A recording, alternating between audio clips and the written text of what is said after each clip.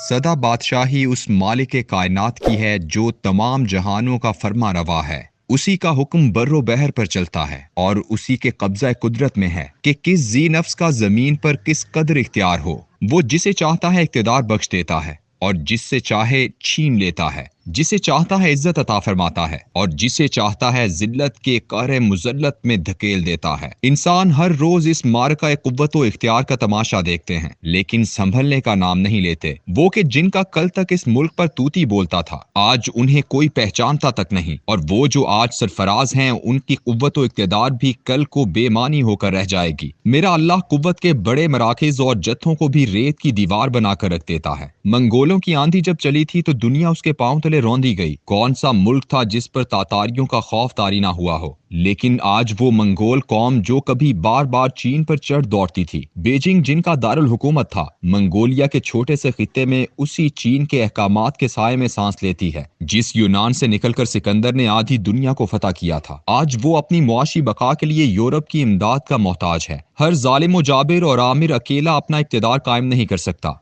बल्कि वो उसके लिए एक मुनज़्ज़म नेटवर्क बनाता है। पहले जमानों में ये सिर्फ फौज और वफादार अशराफिया पर मुश्तमिल था, लेकिन गुज़श्ता एक सदी से इसे एस्टेब्लिशमेंट कहा जाता है, जो लातादाद इदारों, खुफिया और एलानिया नेटवर्क्स और कानून की बालादस्ती कायम करने वाली ताकतवर मुनज़्ज़म कुव्वतों पर मुश्तमिल होती है। दूसरी जंग अजीम के बाद जब सर्द जंग का आगाज हुआ तो हर बड़ी ताकत ने अपनी एक एस्टेब्लिशमेंट कायम की। अमरीका में ये पेंटागन और CIA पर मुश्तमिल थी, और सोवियत यूनियन में पोल ब्यूरो, फौज और KGB के इश्तराक से बनाई गई थी। इन आलमी ताकतों की तर्ज पर छोटे छोटे ममालिक ने भी कुव्वत व इक़्तिदार पर मुसलसल कब्जा बरकरार रखने के लिए मजबूत इस्टेब्लिशमेंट कायम कर ली। शाह ईरान ने अपनी सिपाह और खुफिया एजेंसी सावाक को मिलाकर एक ऐसा खौफनाक माहौल पैदा किया कि पूरे ईरान में कोई सोच भी नहीं सकता था कि कौम कभी इस मजबूत शिकंजे से नजात हासिल कर पाएगी। अमरीका ने अपनी सरपरस्ती में सावाक को तैयार किया था और उसके लातादाद टॉर्चर सेल बनाए गए थे, जिन्हें आज इनकिलाबे ईरान के बाद इबरत के तौर पर म्यूजियम बना दिया गया है। लातीनी अमरीका के लातादाद ममालिक फिलिपाइन, थाईलैंड, गरज जहां जहां अमरीका ने अपने कदम जमाए,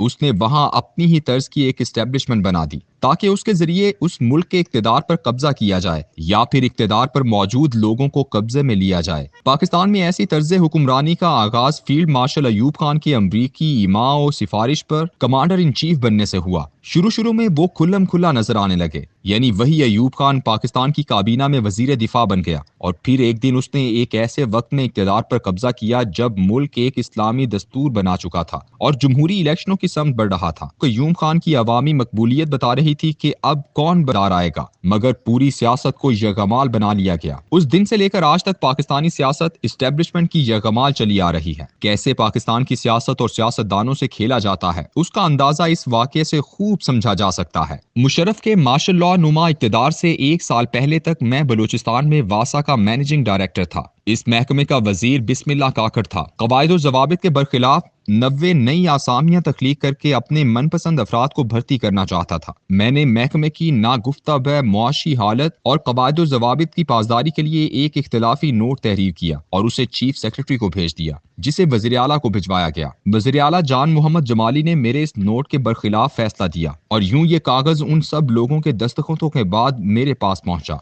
जैसे ही लोगों की भर्ती का अमल शुरू हुआ तो मुझे कबाब में हड्डी समझकर फौरन ट्रांसफर कर दिया गया। मैंने एहतियातन इस पूरे नोट की एक फोटोकॉपी अपने पास रख ली। मुशर्रफ बरसरे इक्तदार आया तो नैब की तहकीकात और पकड़ धकड़ शुरू हो गई। ये केस भी निकाला गया, फाइल मुकम्मल हुई और कार्रवाई अदालत तक जा पहुंची। मुझे तमाम कागजात के साथ अदालत में पेश होने को कहा गया। जज अनवर कांसी, जो बाद में इस्लामाबाद हाई कोर्ट का चीफ जस्टिस बना, अगरचे कि वो एक तालिब इल्म रह चुका था जब मैं यूनिवर्सिटी में पढ़ाता था, मगर उसने मेरे साथ ऐसा तल्ख रवैया इख्तियार किया कि जैसे मैं भी मुल्जिमान में शामिल हूँ। वजह यह थी कि केस के चालान में वज़ीर आला जान मोहम्मद जमाली का नाम शामिल नहीं था। मैंने असल कागजात की फोटोस्टेट दिखाई जिस पर उस मौसूफ के दस्तखत थे, मगर जज साहब ने मुझे उसके मुकाबले में चालान में मुंसलिक एक और फोटोस्टेट दिखाई जिस पर चीफ सेक्रेटरी के बाद वज़ीर आला के दस्तखत गायब थे और एक PA के जरिए फाइल मुझे वापस भेजी गई थी। जान मोहम्मद जमाली इस पूरे मामले से अलहदा कर दिया गया था। मैंने सवाल किया कि मेरे पास जो फोटोस्टेट है उसकी असल कहाँ है, तो बताया गया कि असल तो उसकी भी मौजूद नहीं जिसकी फोटोस्टेट हमारे पास है। असल दस्तावेज नैब ने इसलिए गायब कर दी थी क्योंकि परवेज मुशर्रफ जान मोहम्मद जमाली को दोबारा वज़ीर आला बनाना चाहता था। मैं अदालत में कागज दिखाता रह गया, मगर मुकदमे का फैसला कर दिया गया। वजीर बिस्मिल्लाह काकड़ को सजा सुना दी गई اور اسٹیبلشمنٹ جسے وزیر اعلیٰ بنانا چاہتی تھی وہ آخر کار وزیر اعلیٰ بن گیا۔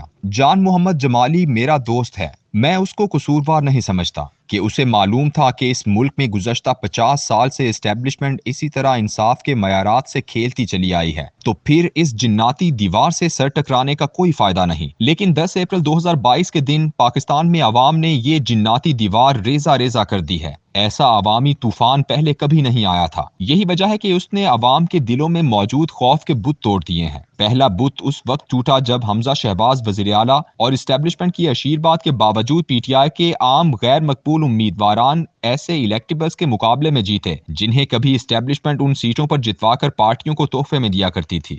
دوسری شکست اس وقت ہوئی جب عمران خان کو نااہل قرار دیا گیا تو لوگ سڑکوں پر نکل آئے اور پھر اسی ہفتے اسے 7 نشستوں پر منتخب کروا کر اس دیوار کو بالکل زمین بوس کر دیا۔ مگر گزشتہ روز کا پنجاب اسمبلی کا مارکا اس پر مہر تصدیق ثابت ہوا۔